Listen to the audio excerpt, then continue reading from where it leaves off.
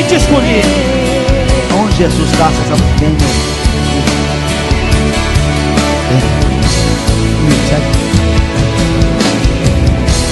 Espírito Santo, vem renovar, vem renovar, vem renovar. Espírito Santo, vem encher de agora nessa hora. Vem renovar, batismo com o Espírito Santo, vem renovar.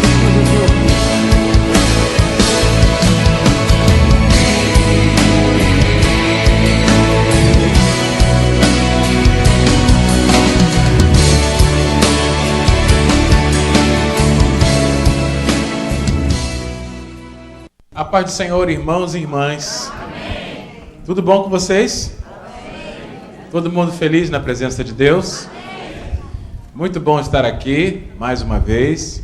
Eu e minha esposa, a pastora Denise, estamos muito gratos a Deus pelo convite que nos foi feito pela liderança desta igreja para participarmos e ministrarmos no encontro de casais, que começou na quinta-feira passada e terminou hoje, ou está terminando hoje. Muito obrigado mais uma vez a todos vocês. Obrigado, pastor Nilson, pela confiança de ceder aqui o seu púlpito. Isso é um sinal de confiança e nós respeitamos isso, honramos isso e louvamos a Deus pelo pastor que vocês têm. Tivemos uma oportunidade preciosa, como já foi mencionado aqui, de viajarmos juntos à África ano passado. E o que nós já sabíamos de ouvir falar, nós constatamos, convivendo com o pastor Nilson, que é um homem de Deus, que ama Jesus e que leva a obra do Senhor muito a sério.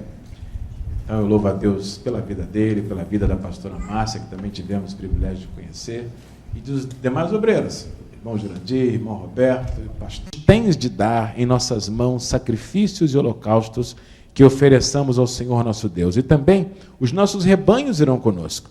Nenhuma unha ficará, diga comigo, nenhuma unha ficará.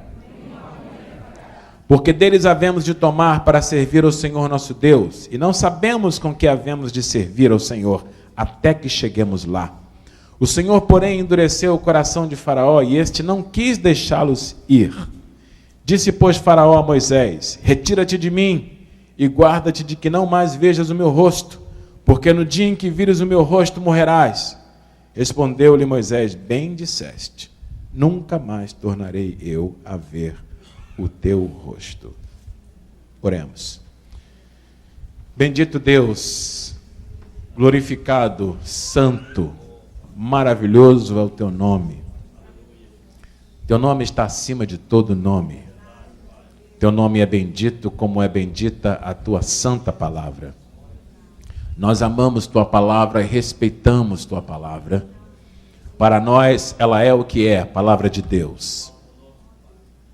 Ungida, poderosa, mais penetrante que espada alguma de 2 gumes, que penetra até a divisão de alma e espírito, juntas e medulas, e é apta para discernir pensamentos e intenções do coração. Que a tua palavra nesta noite possa fluir com liberdade. Tua palavra não precisa de mim e de nenhum outro pregador, porque ela já é ungida em si mesma. Nesta noite, tu podes falar aos meus irmãos e às minhas irmãs, porque tu conheces a necessidade de cada um, e tu és um Deus que fala. Não me deixe atrapalhar o fluir da tua palavra, com minhas ideias e cogitações, mas que eu seja apenas um instrumento, através do qual a tua palavra possa fluir com liberdade. E abençoar os que estão aqui neste santuário e aqueles que terão acesso a esta mensagem pelos meios eletrônicos ou da mídia. Mas tudo o que queremos é que o teu santo nome seja glorificado. É só o que nos interessa, que o teu nome seja glorificado mais uma vez. Em nome de Jesus. Amém. Sente-se, por favor.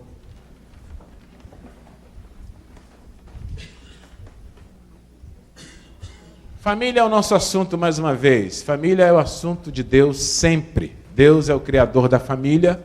Família não foi inventada por pastores, por líderes religiosos. Família encontra o seu nascedouro na Bíblia, no primeiro livro da Bíblia, ainda no evento da criação. Depois de haver criado todo o universo, Deus criou o homem, a sua imagem e semelhança, e conforme informa o livro do Gênesis, Deus criou do homem a mulher e a partir daí os uniu pelo matrimônio. Deus valoriza tanto o casamento que ele mesmo fez questão de ser o primeiro celebrante. Não deu essa honra a nenhuma outra pessoa. Deus celebrou a primeira união entre homem e mulher e pôs então o peso da importância divina. Deus emprestou a sua importância ao celebrar o primeiro casamento. Casamento é coisa boa, é coisa séria, é coisa de Deus. Família é ideia de Deus, como alguém já falou. Por isso mesmo, família está na alça de mira de Satã, porque Satanás, diz a Bíblia, se levanta contra tudo que se chama Deus e se adora. Este é o espírito do anticristo. A Bíblia diz que este espírito do anticristo, do diabo, de Satã, se levanta contra tudo que tem a marca de Deus, o nome de Deus, o peso de Deus, a aprovação de Deus. Por isso, queira você ou não, Satanás é seu inimigo mortal, porque você foi criado à imagem e semelhança de Deus.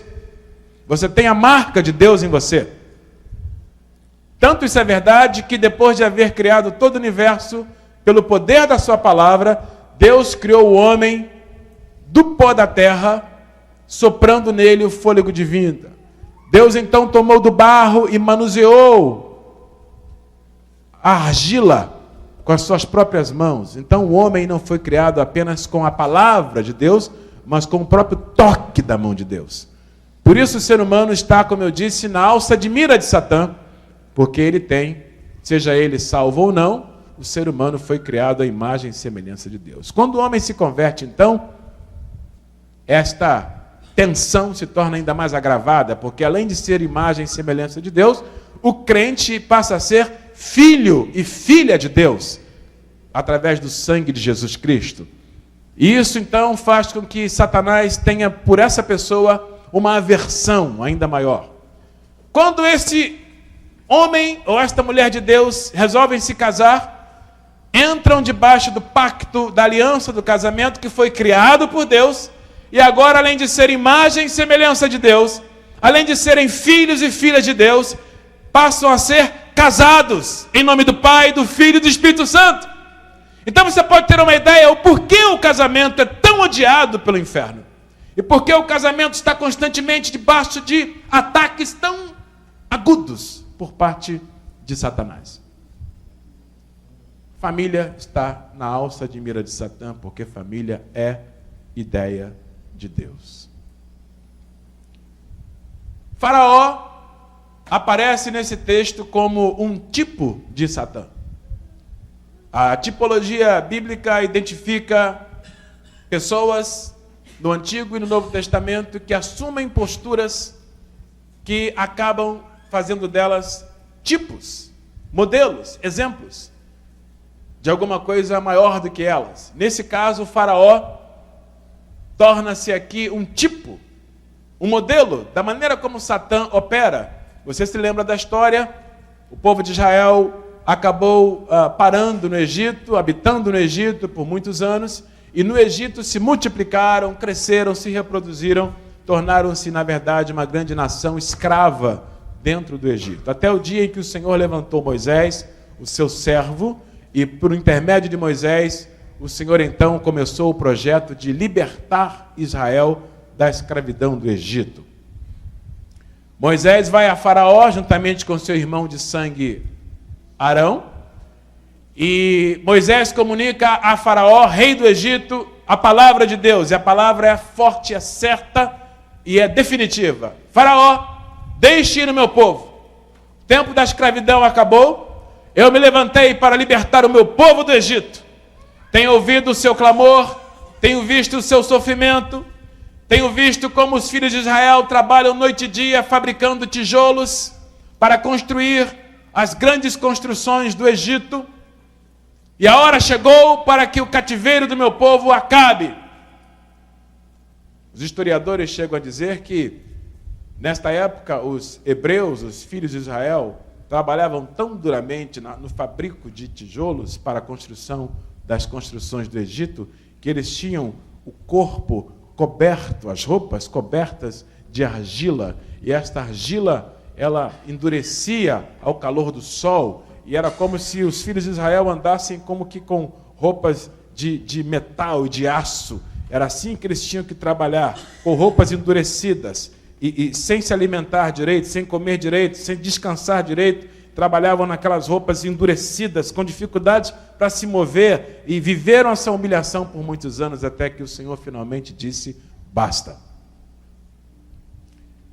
Se você está nos ouvindo nessa noite aqui, ou quem sabe por algum meio de comunicação eletrônico, eu quero lhe dizer em nome de Jesus, não importa a dor que você sente, não importa o cativeiro que você vive, seja ele da bebida, das drogas, seja ele do jogo, em nome de Jesus eu me levanto na autoridade da palavra de Deus para dizer que se você quiser, hoje é o dia do ponto final do seu cativeiro.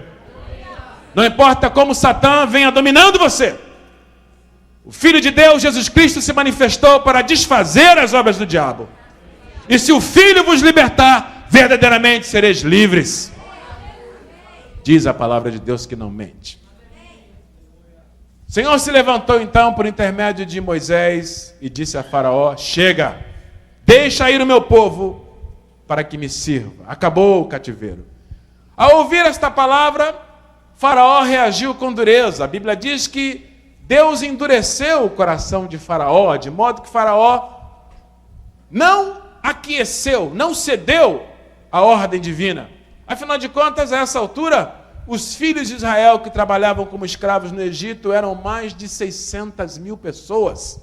Faraó não iria de uma hora para outra abrir mão desta mão de obra escrava, gratuita. E ele disse, não. Endureceu o seu coração. De modo que não deixou ir ao povo de Israel na primeira instância. E alguns, quando se deparam com essa expressão na Bíblia, que diz que o Senhor endureceu o coração de Faraó, alguns questionam até com uma certa razão, mas, ora, se Deus endureceu o coração de Faraó, como é que Deus poderia cobrar de Faraó o seu endurecimento? Quem pode resistir à mão de Deus? Se Deus endureceu ao coração de Faraó, que opção teria Faraó a não ser resistir? Porque era Deus quem estava endurecendo o seu coração. Mas, permita-me esclarecer a você hoje aqui a maneira como Deus endureceu o coração de Faraó. Na verdade, Deus não define nem o endurecimento, nem o quebrantamento. Endurecimento ou quebrantamento são opções nossas. O que Deus faz é tão somente aparecer no nosso caminho. Assim como o sol apenas aparece no horizonte todas as manhãs. A Bíblia diz que o Senhor é comparado ao sol da justiça. E se você colocar diante do sol pela manhã uma vasilha com concreto e ao lado dela um recipiente com margarina congelada, o mesmo sol que endurece o concreto derrete a margarina. Então o problema não está no sol, o problema está na substância que é exposta diante do sol. Deus não endurece nem quebranta ninguém. Esse não é o trabalho de Deus. Deus apenas aparece todos os dias. Alguns têm um coração de concreto e quando Deus aparece, o coração deles se endurece, como o coração de Faraó. Por isso, quando a Bíblia diz que Deus endureceu o coração de Faraó, não é porque Deus intencionalmente provocou o endurecimento, mas é porque, ao aparecer a Faraó, Deus encontrou um coração predisposto, como concreto, ao endurecimento. O coração de Faraó já era inclinado à dureza. Diferente do coração de Davi, que era um coração de manteiga. Porque o coração de Davi, quando Deus aparecia, ele se quebrantava. Mesmo quando pecava, Deus quebrantava o coração de Davi quando Davi pecava. Salmo 51 foi escrito num contexto desse. Depois que Davi pecou com Batseba, Deus apareceu para trazê-lo a juízo e Davi se derreteu e disse, ó Senhor, tem misericórdia de mim, pecador. Porque em iniquidade fui formado e em pecado me concebeu minha mãe. Contra ti pequei, para que sejas justo quando falares e puro quando julgares. Ó Senhor, purifica-me com o hisopo e ficarei puro, lava-me e ficarei mais alvo que a neve, e assim ensinarei aos pecadores o teu caminho. Davi poderia se endurecer e dizer: ora, Deus não pode me cobrar esse adultério, porque eu me lembro que eu saí pela manhã e fui à sacada do meu palácio tomar um ar, e quando de repente eu olhei pela minha janela e vi lá embaixo aquela mulher tomando banho de janela aberta, a culpa não é minha, eu sou um homem, então Deus não pode me cobrar esse pecado. Se Davi entrasse por esse caminho, o seu coração se endureceria, porque Deus não trata com pessoas certas, Deus só trata com pessoas arrependidas. Deus não tem tempo para pessoas certas, Deus só tem perdão para pessoas quebrantadas. A Bíblia diz: a um coração quebrantado e contrito, Deus não desprezará. Não queira ter razão diante de Deus nunca. Você nunca vai ganhar do Criador. Seja Deus verdadeiro, todo homem mentiroso, diz a Bíblia. Você pode convencer seu pastor, seus líderes, seu marido, sua esposa, seu patrão, mas nunca vai convencer a Deus. Então o melhor caminho é entrar se arrependendo. Plead guilt diante de Deus, que é o melhor caminho. How do you plead? Se você fizer isso, declarar-se culpado, automaticamente o sangue de Jesus Cristo lhe purificará de todo pecado. Não, eu estou indo embora dessa igreja porque aquele irmão, aquela irmã, aquele pastor, aquele obreiro. Você não vai ganhar com Deus assim. Porque não me deram a paz do Senhor, porque aquela mulher me tentou, porque meu marido me provocou, porque minha mulher ninguém aguenta. Meu filho é terrível, meu patrão é injusto. Porque esse governo, porque aquele homem, aquela mulher, porque aquele pregador na televisão, aquele outro pregador na internet.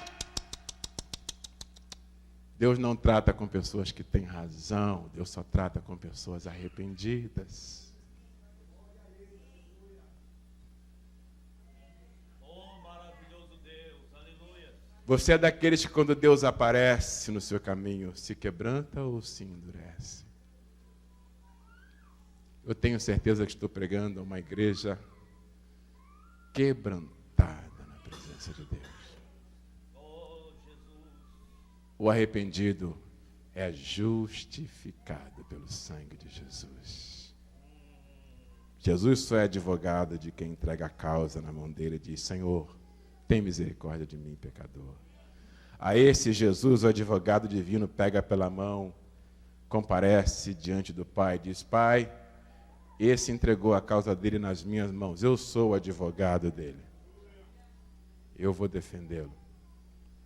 E Jesus diz para o seu cliente arrependido: não fale nada, eu falo por você. Não se defenda. Tudo que você disser poderá ser usado contra você por Satanás. Não reclame, não murmure, não acuse ninguém. Deixa a causa na minha mão. E aí Jesus comparece perante o Pai e diz: Pai, esse é meu. O caso dele está nas minhas mãos. Eu pago com meu sangue. E se o seu acusador quiser se levantar, Jesus diz: vai-te, Satanás. Porque esse é meu, essa é minha. Mas se eu quiser me defender e ter razão, Jesus vai dizer: bom, eu não posso fazer nada por você. Você não entregou a causa a mim. Eu só trabalho para aqueles que se quebrantam e confiam em mim. Por isso, a Bíblia diz que Deus endureceu o coração de Faraó. Nesse sentido, Deus endureceu o coração de Faraó e ele disse: não deixarei ir ninguém. Nem homens, nem mulheres, nem crianças, nem o gado, nem os velhos. Não deixarei ninguém do Egito. Não abro mão dessa mão de obra gratuita, escrava.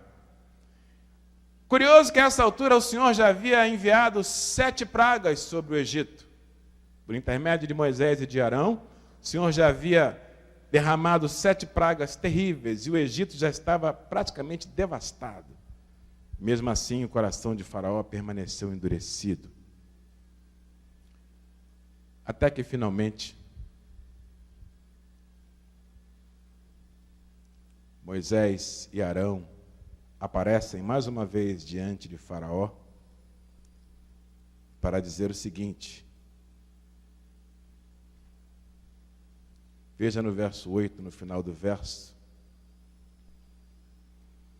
Faraó pergunta a Moisés: quais são os que hão de ir?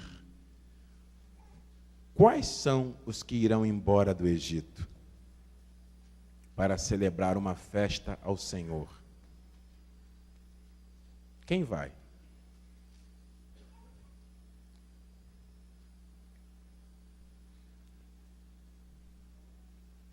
E Moisés responde no verso 9: havemos de ir com os nossos jovens. Diga comigo, jovens. Quantos jovens aqui vão para celebrar a festa ao Senhor? Alguém aqui está esperando o momento de sair finalmente dessa vida para celebrar ao Senhor uma festa na eternidade? Jovens, velhos, filhos, filhas, rebanhos, gados, todas as nossas famílias irão celebrar uma festa ao Senhor. Mas, pastor Sérgio, a proposta é que saiam do Egito para a liberdade definitiva ou para que saiam do Egito temporariamente e que vão ao deserto, celebrem uma festa ao Senhor e voltem? Não, a proposta é para que vão e não voltem mais. Depois que você conhece a Jesus, você não volta mais para o mundo. Volta? Depois que você conhece o amor de Deus, você não quer voltar mais. É um caminho sem volta. Como diz aquela canção: estou seguindo a Jesus Cristo, desse caminho não desisto, atrás não volto, não volto mais. Nós não somos daqueles que recuam, diz o escritor aos Hebreus, mas daqueles que permanecem para a vida eterna. Ao ouvir isso, o faraó replicou e disse: Deus seja convosco. Mas eu percebo que a intenção de vocês é má. Não será assim, verso 11. Veja a contraproposta de Satã, de Faraó, que é um tipo de Satã aqui. Que é exatamente esse o modus operandi de Satanás. É assim que o diabo trabalha contra as famílias. A ideia de Deus é que as famílias saíssem todas inteiras. Homens, mulheres, crianças, jovens, velhos, inclusive os patrimônios das famílias, o gado, o rebanho. O alvo de Deus é que as famílias inteiras sejam salvas, que as famílias inteiras sirvam ao Senhor. Por isso mesmo Josué vai dizer mais adiante: resolvam vocês, filhos de Israel, mas eu já decidi, quanto a mim e a minha casa, nós serviremos ao Senhor. Esse é o alvo de Deus, que você e a sua casa sirvam ao Senhor. Mesmo no Novo Testamento, isso vai aparecer novamente na experiência de Paulo e com o carcereiro de Filipos. Quando o carcereiro pergunta: senhores, o que devo fazer para ser salvo? Paulo conserta esse pedido, diz: crê no Senhor Jesus Cristo e serás salvo tu e a tua casa. Esse é o alvo de Deus, que nós e a nossa casa sejamos salvos, nós e a nossa família sirvamos ao Senhor. Eu quero deixar uma palavra aqui de encorajamento a você que vem orando pelo seu marido, pela sua esposa, pela conversão dos seus filhos, ou quem sabe para que um parente seu volte para o caminho do Senhor. Não desanime, não desista, você está orando na direção certa. Esta é a vontade de Deus, que você e toda a sua casa sirvam ao Senhor. E se você não desistir, Deus pode lhe dar a aventura e a felicidade de um dia ver toda a sua família servindo ao Senhor. Esta é a vontade de Deus. Se você tem fé para receber esta palavra, diga amém.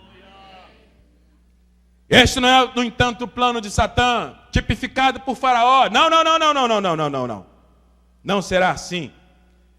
E Faraó propõe uma contraproposta. Não. As famílias todas não. Não. Jovens servindo a Deus? Não. Jovens, segundo a proposta de Satã, jovens deveriam estar nas baladas, se drogando, cheirando e bebendo, e fumando e se prostituindo. Jovens na casa de Deus? Não. Jovens louvando ao Senhor no sábado à noite? Não. Eu não suporto uma coisa dessa. Jovens cantando para Jesus? Não. Jovens levantando recursos para fazer a obra de Deus? Não será assim. Vocês entendem, meus amados, por que tanta resistência ao ministério de jovens na igreja? Satanás não suporta ver jovens e adolescentes servindo ao Senhor. A proposta de Satã é que o jovem apodreça nas drogas, na promiscuidade, na rebeldia, e destrua a sua vida tão preciosa, ainda na tenra idade.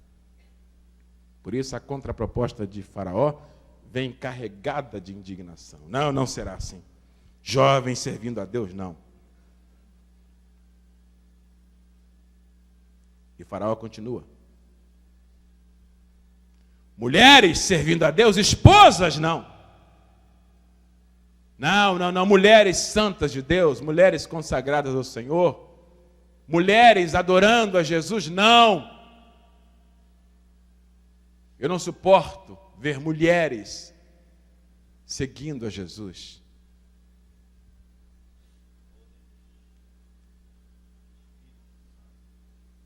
Crianças servindo a Deus? Não.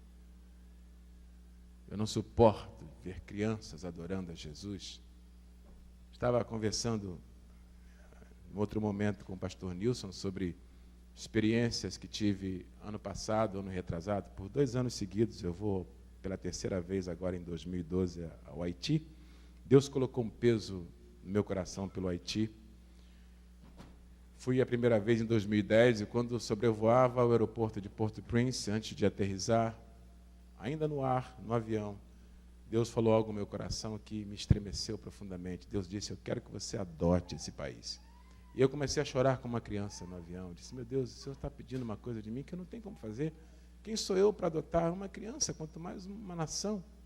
E Deus disse, eu quero que você adote esse país. Eu entendi que Deus queria que eu me envolvesse com o Haiti de uma maneira mais efetiva. E desde a primeira vez, meu coração se quebrantou por aquela nação. Me lembro que passeando por Port-au-Prince, a capital, poucos meses depois do terremoto de janeiro, eu cheguei no Haiti em agosto, e a cidade estava ainda devastada, as construções, muitas delas no chão, e me lembro que um pastor que me hospedou, me levou para conhecer a cidade, um pastor haitiano, amigo meu, me levou ao centro de Port-au-Prince, e quando paramos no sinal de trânsito, uma multidão de crianças veio cercar o nosso automóvel pedindo ajuda, pedindo comida, pedindo dinheiro.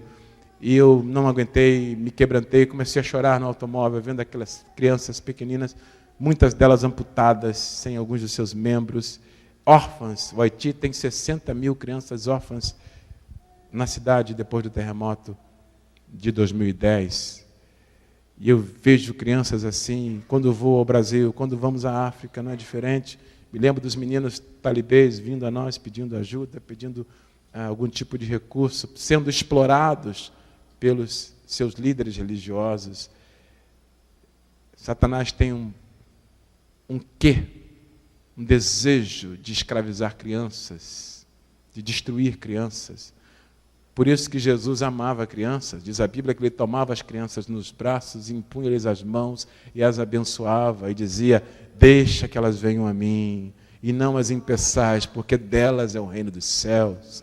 Por isso Jesus se agrada numa igreja como essa que investe no ministério infantil, que trabalha com crianças. Bem-aventurados líderes de crianças na igreja, porque estão indo na contramão do projeto de Satã. Satanás não quer crianças servindo a Deus. Satanás quer crianças abandonadas, maltratadas, promiscuídas, crianças viciadas, cheirando cola, morando na rua. Esse é o projeto de Satã. Por isso ele usa Faraó para dizer, não! Crianças servindo a Deus, não! Eu negocio com você, Moisés, e com você, Arão. Se quiserem ir embora, que vão, mas vão somente os homens. Deixem as mulheres, deixem as crianças, deixem os jovens comigo aqui no Egito. Liberdade somente para os homens e escravidão para o restante das famílias. Então essa proposta de Satã é uma proposta terrível, porque é uma proposta pela parcialidade da família. É como se o diabo estivesse dizendo, eu quero pelo menos parte das famílias. Se eu não puder tê-las todas, quero pelo menos parte delas. Lembro-me de um homem de Deus que eu admiro muito, pastor americano. Li um dos livros dele, e no livro ele abria o coração, ele confessou no livro dizendo, eu sofri muito quando minha filha, querida, preciosa, criada na igreja, levei para a igreja desde bebê, E ela então, na adolescência, saiu da presença de Deus, se desviou do caminho do Senhor. E esse pastor americano, uma igreja grande aqui em Nova York, ele dizia: minha filha saiu de casa, foi embora e ganhou o mundo. E às vezes eu ia para a igreja pregar e eu me levantava para comunicar a palavra de Deus e acabava de pregar e fazia apelos e multidões vinham à frente aceitando a Cristo. Muitos jovens vinham à frente entregando a vida para Jesus e o meu coração se alegrava muito. E de repente eu ouvia Satanás sussurrando no meu ouvido, lá mesmo, naquele momento bonito, o diabo dizia: você pode ganhar toda essa cidade de Nova York para quem você quiser, mas a sua filha é minha. Ela está na minha mão e você não tem ideia onde ela está essa hora. E aquele homem santo de Deus sofria com isso. Um dia, num culto de oração nesta igreja, muito conhecida, se eu disser o nome aqui vocês vão reconhecer, um dos cultos de oração da igreja, meio da semana, esse homem santo de Deus, um homem bondoso, quebrantado, fiel ao Senhor, se levanta para dirigir o culto de oração. E no meio do culto, ele se lembra da sua filha que está, Deus sabe aonde, há vários dias fora de casa, envolvida com más companhias, a menina preciosa. E ele se lembra da sua filha e ele diz: meus irmãos, sinto muito, eu não tenho condição de dirigir esse culto, meu coração está muito pesado, eu estou com saudades da minha filha e eu não sei onde ela está essa hora. E aquele homem de Deus se ajoelhou atrás do púlpito e começou a chorar diante da igreja, superlotada. Para sua surpresa, enquanto ele chorava, a igreja inteira se levantou e os irmãos foram rodeando aquele homem de Deus, fizeram uma roda ao redor dele e alguém disse assim: pastor amado, você sempre nos ajudou com nossos filhos, sempre orou pelos nossos filhos, nas suas rebeldias, nos seus dilemas, nos seus conflitos. Nós devemos muito a você, pastor amado. E não é agora que você está sofrendo com esse drama pessoal. Nós não vamos lhe abandonar. Não se preocupe, pastor, vamos levantar um clamor pela sua filha agora. E dedicaram todo aquele culto de oração a orar por aquela menina. Sem que eles soubessem o que estava acontecendo naquele exato momento. Aquela menina estava numa balada, perdida, com más companhias. Lá no meio da balada, bebendo, se drogando. De repente, ela sente um peso no coração. E ela começa a sentir vergonha do que estava fazendo. Ela começa a sentir uma vergonha profunda das suas atitudes, da sua rebeldia. E ela começa a sentir saudade da sua casa, saudade da igreja onde ela foi criada. Ela diz para as suas amigas, para os seus amigos: eu preciso ir embora daqui agora. Eles dizem: não, mas o que está acontecendo? Está muito cedo. Não, tem que ir embora agora. Eu preciso voltar para casa, eu tenho saudade do meu pai, da minha mãe, do meu Deus, da minha igreja. Acaba o culto de oração, o homem de Deus vai para casa com a sua esposa. Na manhã seguinte, sua mulher grita para ele no quarto, em cima, e diz, lá debaixo da sala de estar, ela diz: meu amor, corre aqui, você não vai acreditar no que está acontecendo. E ele desce a escada e a sua filhinha está na porta, maltrapilha, suja, descabelada, magra, chorando. E ela diz: pai, você me aceita de volta? Mãe, você me perdoa? Eu quero voltar para casa. Eu quero voltar para Deus. Eu estou com saudade de vocês, eu estou com saudade de Deus, estou com saudade da minha igreja. E ali, marido, esposa e filha se abraçaram e choraram longamente. Esta menina hoje é uma missionária, casou-se com um jovem de Deus, um menino cheio do Espírito Santo. E hoje ela é uma missionária poderosa, cheia do poder de Deus, e sai pelo mundo afora contando o seu testemunho. Minha palavra para você que está aqui nesse auditório, que nos ouve talvez pela internet, ou que vai ter acesso a essa mensagem posteriormente: não importa como esteja a sua família hoje, não desanime. O alvo de Satã é levar pelo menos parte dela, mas o Senhor se levanta em teu favor nessa noite, para dizer: não, eu quero toda a tua casa servindo ao Senhor. Você tem fé para receber essa palavra?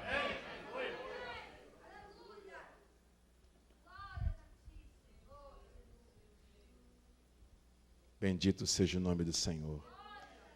Claro que Moisés não vai aceitar essa contraproposta de Faraó. O alvo de Deus é salvar e abençoar a família toda. Então as mulheres não vão ficar no Egito, nem os jovens, nem as crianças, nem o rebanho. Que proposta machista é essa, onde só os homens se santificarão ao Senhor? E cá para nós, meus amados irmãos, homens, nesta noite, homens preciosos de Deus, sabe, muitas vezes nós homens, maridos, somos tentados a sair correndo na frente, deixar a nossa família para trás, em nome da santidade, em nome da consagração ao Senhor. Mas eu me lembro do exemplo de Jacó, quando voltava para o encontro com seu irmão Esaú. Jacó voltou com toda a sua família. E quando Esaú disse: meu irmão, vamos comigo, vamos rapidamente de volta para a nossa terra, Jacó disse: meu querido irmão Esaú, já fizemos as pazes, faz o seguinte, pode seguir com os teus guerreiros, podem seguir a cavalo, mas eu prefiro ir a pé no passo das mulheres, no passo das crianças e no passo do gado. Eu prefiro me atrasar um pouco, mas chegar com toda a minha família. Palavras de um homem de Deus. Quando eu era pastor no interior de Campos, há muitos anos atrás, eu e minha esposa, nós tínhamos uma irmã muito querida, membro da igreja. Tinha na época, parece-me que 5 filhos pequenos. Todos os cultos ela chegava na igreja com todos os seus filhos. E ela dizia: pastor Sérgio, você não tem ideia do trabalho que é para arrumar essas crianças. Sabe como é na roça? Ela dizia: pastor, eu tenho que dar banho de bacia em todas essas crianças, preparando para o culto. Quem já tomou banho de bacia sabe do que eu estou falando? Bem-aventurado o primeiro que desce as águas. Deus tem misericórdia do último. Eu sei que é isso. E ela dizia: pastor Sérgio, você não imagina o trabalho que é preparar os meus filhinhos para ir à igreja. Eu dizia: oh, irmã querida, parabéns, minha irmã, eu sei que isso toma o seu tempo, você tem que começar muito cedo a arrumar as crianças, mas bem-aventurada és tu, minha irmã, porque tu estás criando teus filhos na casa de Deus. Um dia essa irmã vira para mim, chega na igreja só, e eu pergunto: minha irmã, onde estão os meninos? Eles gostavam de cantar na igreja, levavam um pandeirinho para cantar, para tocar, faziam conjuntos. Os filhos dela faziam um conjuntinho muito bonito para louvar Jesus. Eu gostava de dar oportunidade aos meninos. E ela passou a ir para a igreja só. Eu disse: minha irmã, onde estão os meninos? E ela disse: ah, pastor Sérgio, eu cansei. Não dá mais, é muito trabalho. Eu sempre chego atrasada na igreja por causa desses meninos. Eu cansei, eu não vou perder a minha bênção por causa de crianças. Eu não quero perder o louvor todo, não quero perder a palavra. Então eu prefiro deixá-los em casa com o pai. O pai não era crente. Eu me lembro como se fosse hoje, eu disse para aquela irmã querida, minha amada irmã: não faça isso. O ideal é que você não se atrase para o culto, mas é preferível, se você precisar se atrasar alguns 5 a 10 minutos, é melhor que você até se atrase, mas que você vá no pasto das crianças, no pasto do gado, e chegue com todo mundo na glória, do que correr na frente e deixar os seus filhos com Faraó no Egito. Porque poderá chegar o dia, minha amada, em que você vai pedir oração pelos seus filhos que não querem mais vir à igreja. Por enquanto eles querem vir e você não os quer trazer. Poderá chegar o dia em que você quererá trazê-los, eles não quererão vir. Não faça isso. E ela ouviu o que eu disse, mas não levou muito a sério e continuou indo à igreja sem os filhos. E eu me lembro, ainda como se fosse hoje, o dia que ela disse para mim: pastor Sérgio, ore pelos meus meninos. Meus filhos estão começando agora a ir para lugares que eu não me agrado, estão virando adolescentes, não querem mais vir para a igreja, estou tão preocupada.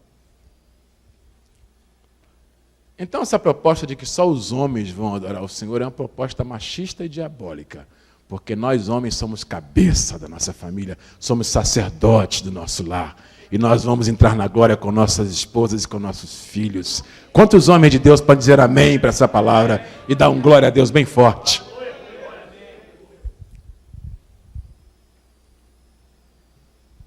Claro, Moisés não aceita, nem pode aceitar, nem nós aceitamos. Diz, não tem acordo. E aí Deus manda mais uma praga, a praga dos gafanhotos, a 8ª praga. E essa praga devasta o que havia sobrado do Egito. Faraó não suporta a pressão dos seus líderes políticos, seus conselheiros chamam-lhe a atenção, dizem, até quando, Faraó, tu vais resistir a esse homem e ao seu Deus? Deixa de uma vez que esse povo vai embora, tu não percebes que o Egito está arruinado? Então o Faraó manda chamar a Moisés e Arão mais uma vez e diz, senhores, orem por mim para que essa maldição se vá. Moisés e Arão oram e a praga dos gafanhotos é dissipada. Faraó, ainda assim, endurece o seu coração contra o Senhor e Deus manda mais uma praga, a praga das trevas. E essa praga é tão terrível que em toda a terra do Egito, de dia e de noite, havia uma treva tão espessa que era como se as pessoas pudessem pôr a mão na escuridão, diz a Bíblia. Mas na casa dos filhos de Israel havia luz, porque Deus havia poupado o seu povo.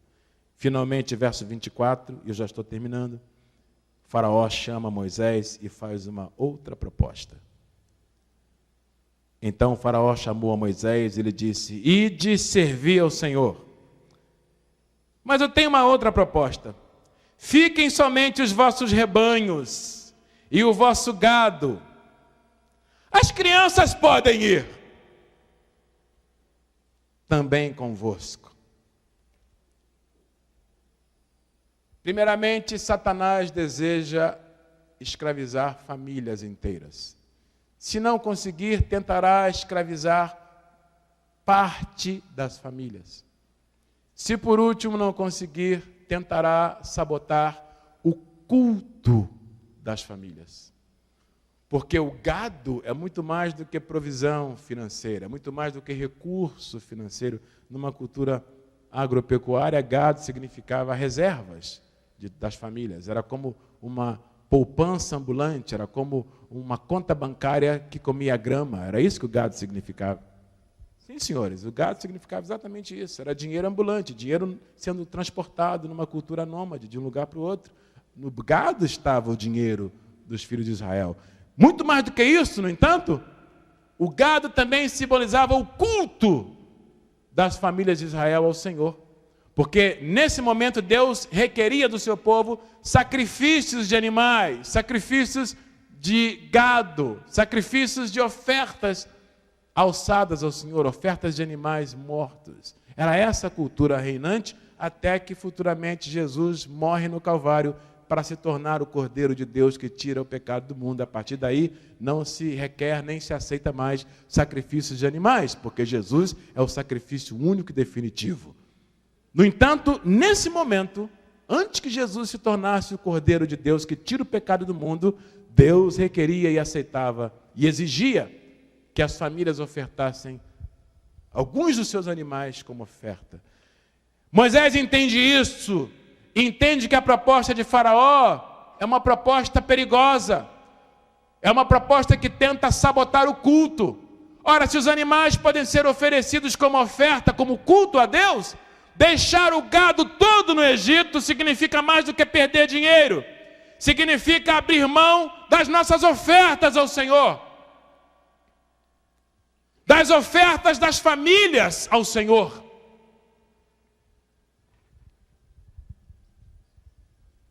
Por isso, Deus se agrada quando famílias ofertam a Ele, quando famílias dizimam a Ele, quando casais contribuem para a obra de Deus, para a igreja do Senhor, para a obra missionária.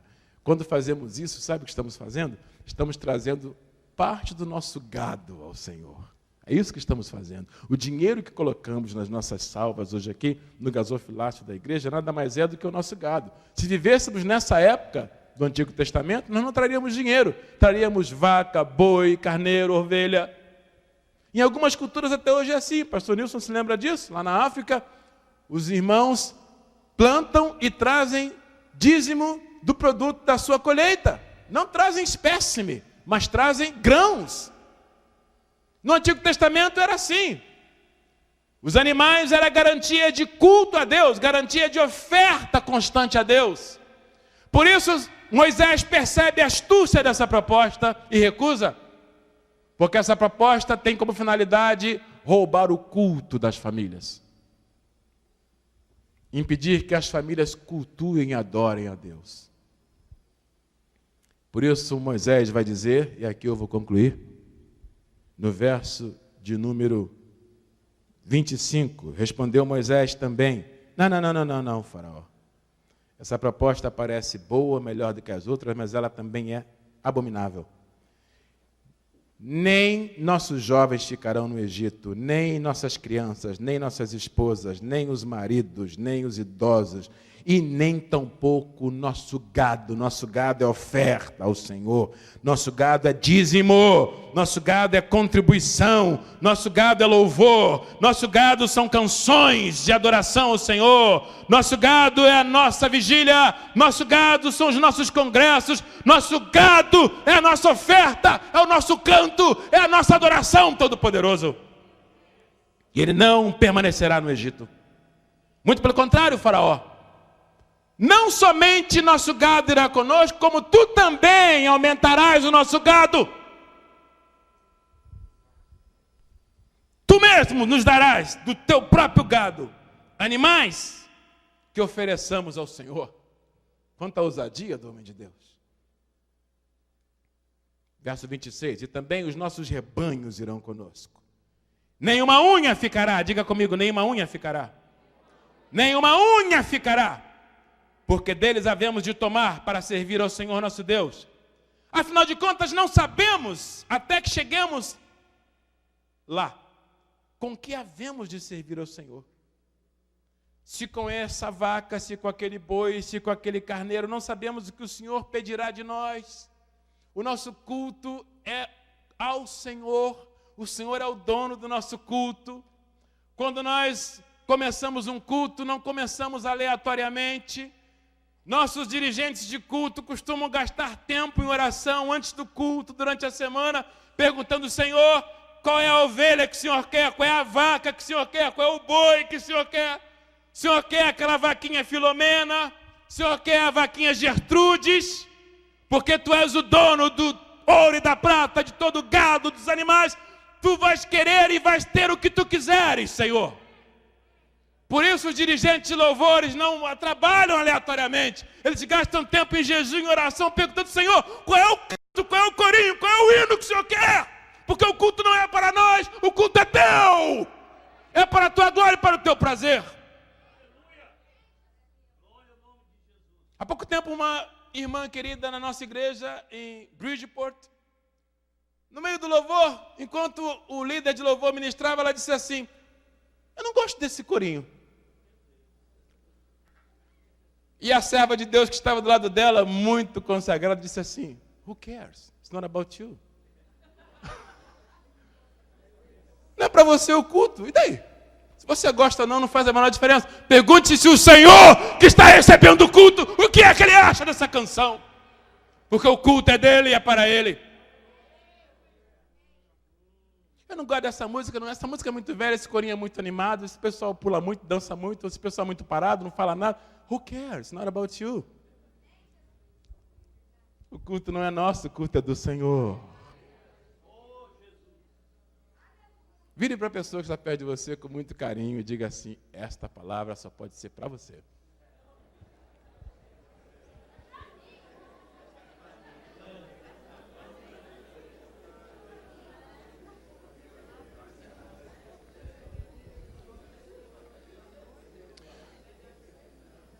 Por isso Moisés diz, não, faraó, nós ainda não sabemos que animal o Senhor vai querer. Pode ser que ele queira um culto muito avivado, pode ser que ele queira que nós choremos aqui a noite inteira, pode ser que ele queira uma adoração espontânea, pode ser que ele queira uma canção mais tradicional. Nós não sabemos, aqui nós não mandamos no culto, quem manda é o Senhor. Ele é o dono do culto. O culto é para agradar a Ele. Não podemos deixar nada aqui. Vai que deixamos a vaquinha Filomena e lá na frente você vai dizer, eu quero a Filomena que ficou no Egito. E aí? Vai que deixamos a Gertrudes e o Senhor vai dizer, mas onde é que está a Gertrudes que eu queria que sacrificasse a Gertrudes para mim hoje? Por isso, nenhuma unha ficará. Nem unha de criança, nem unha de jovem, nem unha de mulher. Unha de mulher não pode ficar mesmo, na verdade. É uma trabalheira para fazer a unha da mulher. Nem unha de idoso, nem unha de vaca, nem unha de carneiro, nem unha de ovelha. Nem uma unha ficará, nem unha de homem, nem unha de ninguém. Olhe para as suas unhas pertencem ao Senhor. Satanás não tem direito nem das suas unhas. No arrebatamento nem as suas unhas ficarão. Serão glorificadas, diz a palavra. Nem uma unha ficará para o diabo. Nada do que eu sou, nada do que eu tenho, nem a minha casa, nem os meus filhos, nem o meu dinheiro, nem o meu culto, nem o meu louvor. Satanás não tem direito a nada. Nem uma unha ficará. Aleluia!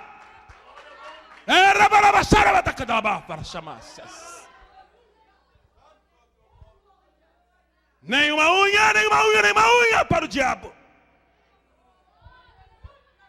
Lute pelos seus filhos, lute pela sua família, lute pelo seu marido, lute pela sua esposa, porque o Senhor vai lhe dar a alegria de vê-la na sua casa, servindo ao Senhor. O diabo terá o desprazer, terá que ver humilhado toda a sua casa servindo a Deus. Nenhuma unha ficará. Coloque-se de pé comigo e dê glória a Deus. Aleluia. Ora lá babaixa na mamassa.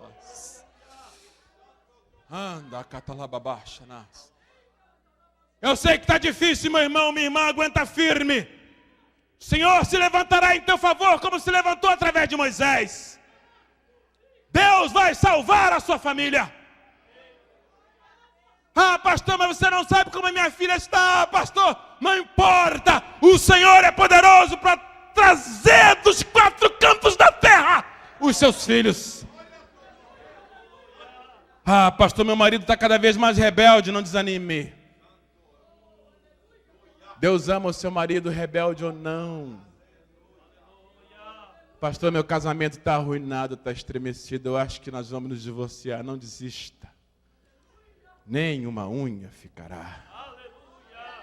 Nem uma unha. Eu quero que você levante suas 2 mãos aos céus, as 10 unhas da sua mão. Todas elas. Sem contar as 10 dos seus pés. Tudo é de Deus. Até a ponta do seu cabelo pertence ao Senhor. Cada gota de sangue nas suas veias pertence a Deus. Satã não tem direito de nada. Oh, maravilha. Eu quero que você agora, enquanto eu oro, vou pedir a pastora Denise que venha aqui, por gentileza, orar. Enquanto ela ora pela sua família, diga: Deus, eu não aceito meu filho fora da tua presença. Eu não aceito meu marido fora da tua presença. Eu não aceito a minha esposa fora da tua presença. Deus, nenhuma unha da minha casa ficará no Egito. Lute em oração. Lute agora em oração pela sua família. Lute em oração. Aleluia, Jesus. Pai querido, nós te louvamos, Senhor, por esta palavra tão especial que o Senhor trouxe ao nosso coração. Senhor, esta palavra é uma palavra viva. Senhor, é uma palavra que toca, Senhor, em cada um, Senhor. Pai, nesta noite nós entregamos as nossas famílias nas tuas mãos. Senhor, eu creio que essa palavra é uma palavra na realidade profética, Senhor. Pai, eu creio que há muitas pessoas que estão aqui dentro, passando luta nas suas famílias, Senhor, sem ver uma solução, Senhor. Ó Pai querido, mas nesta noite o Senhor tem falado ao nosso coração. Pai, o Senhor tem prometido que o Senhor vai trazer, Senhor, dos 4 cantos da terra, os nossos familiares.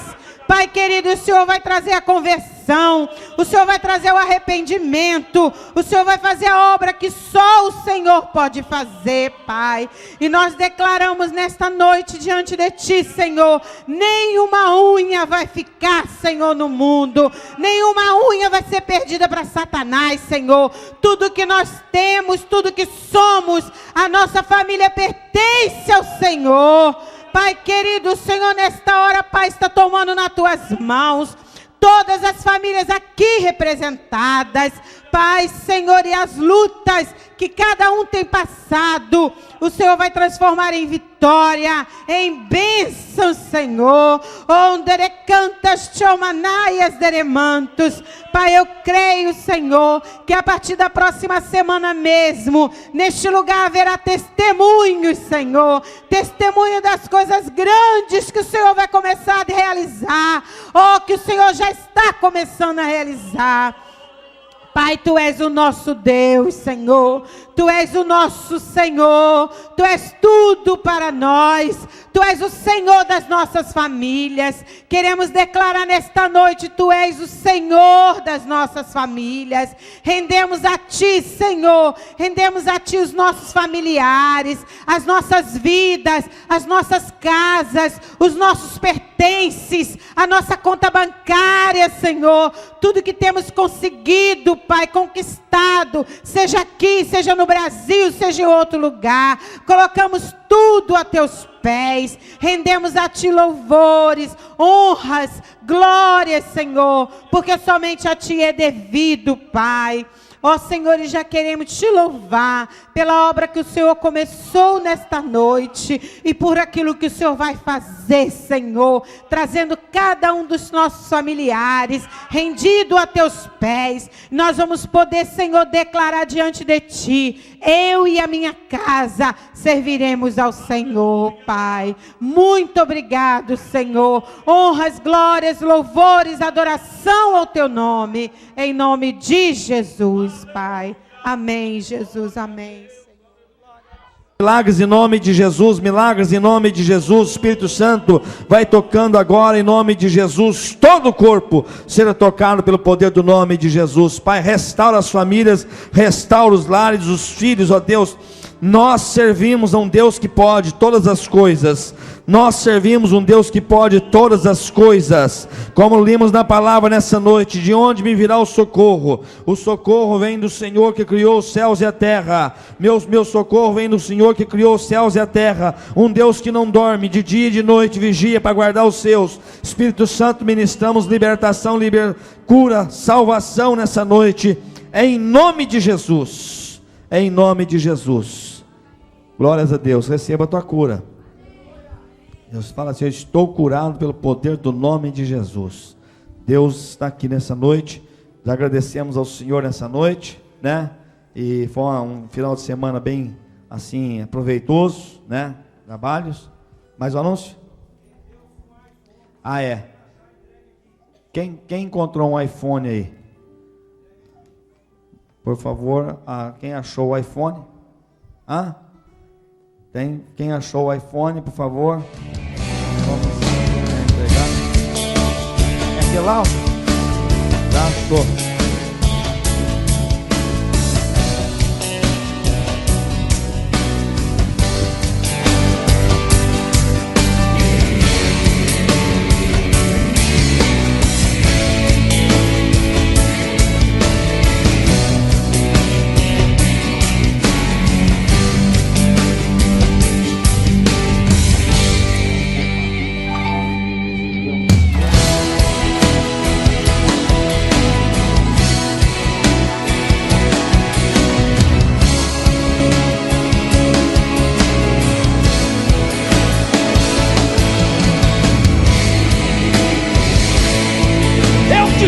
Te escolhi.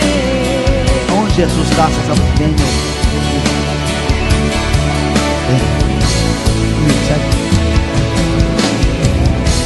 Espírito Santo, vem renovar, vem renovar, vem renovar. Espírito Santo, vem encher que agora nessa hora. Vem renovar, batismo com o Espírito Santo, vem renovar.